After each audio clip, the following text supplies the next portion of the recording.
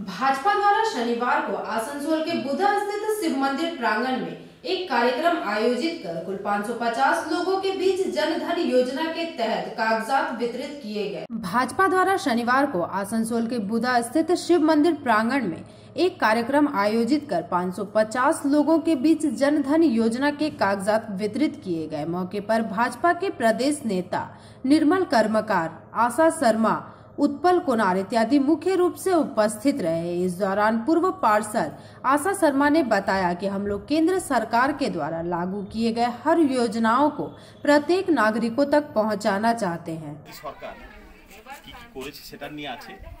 বিশেষ করে আমরা বাংলার জন্য আমরা বলছি যে আমরা অন্যায় করব না আর অন্যায় বরদাস্ত করব না।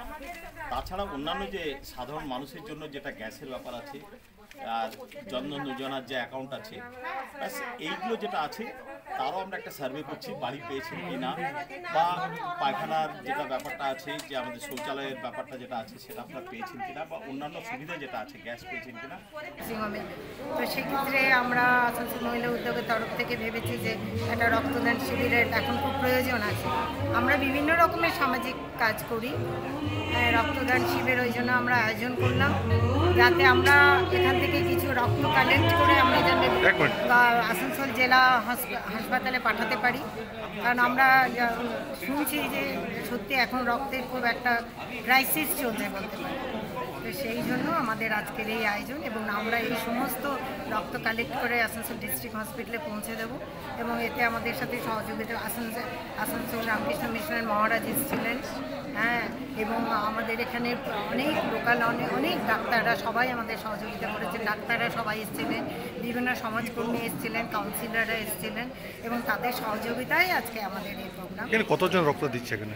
এখানে মোটামুটি এখনো পর্যন্ত 40 জন হয়ে গেছে, আশা করছি 60 জনের মতো। তবে আমরা এরকম অনেক কাজই করে থাকি। আমরা আমফানে গিয়েছিলাম, সুন্দরবনে গিয়েও আমরা সেখানে রিলিফ দিয়েছিলাম। এরকম নানা রকম আমরা কাজ করি। নতুন বছরের জন্য কোনো শুভেচ্ছা দেবেন মানুষ আছে? আমরা পরিদর্শন অ্যাকচুয়ালি করেছি, আমাদের একটা কার্যক্রম চলছে সারা পশ্চিমবঙ্গ জুড়ে একটা কার্যক্রম চলছে, সেটা যে বাড়ি বাড়ি যাওয়া আর নয় অন্যায়। এই কর্মসূচিতে আমরা সবারই বাড়ি বাড়ি যাচ্ছি। বাড়িতে যাওয়ার যে আমরা না অন্যায় করব না অন্যায় বরদাস্ত করব, চাই যে স্থিতি হোক অন্যায় বরদাস্ত করার আর কোনো থাকবে না।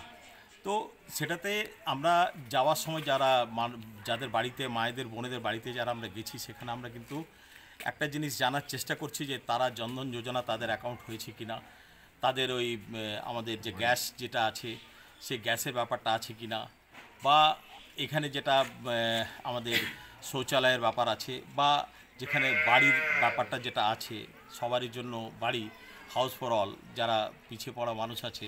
কিন্তু এখানে এসে অবাক লাগছে যে এখানে কাউন্সিলর যে আছেন বিবেক দা বোধহয় নাম ওনার, তো উনি এখানে আসেনও না আর এখানে যারা লোক আছে তারা জানেও না যে তাদেরকে শৌচালয়ে তাদের দরকার আছে, তাদের বাড়ির অবস্থা খুব খারাপ আছে। সবচেয়ে অবাক লাগছে এখন পর্যন্ত আমরা যেখানে ঘুরেছি সেখানে মাত্র 4খানা জনধন যোজনার অ্যাকাউন্ট হয়েছে, আর গ্যাস যেটা আছে সেটাও বিশেষ কিছু এখানে গ্যাস তারা পায়নি। তো দেখি 2021-এ বিজেপি সরকার আসবে, এটা নিশ্চিত। তারা সমস্ত বাড়ি যেখানে আমরা ঘুরেছি সমস্ত বাড়িতেই আমরা কিন্তু আজকে পজিটিভ আমরা পেয়েছি। 2021-এ আমরা আসছি, তারপরে এদের দশা পরিবর্তন আমরা নিশ্চিত করব।